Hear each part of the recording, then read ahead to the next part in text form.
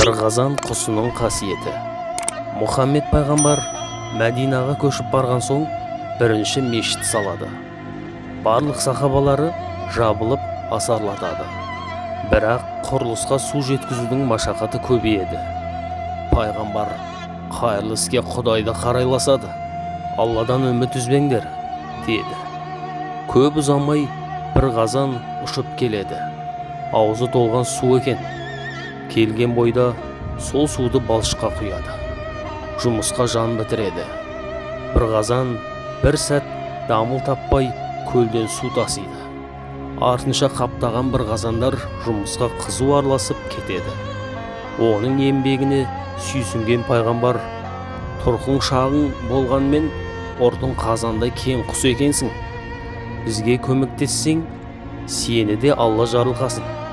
Үмбетім қай жерге қоныстанса, сол жерде өрбіп, өніп көбейгін, деп дұға қылады.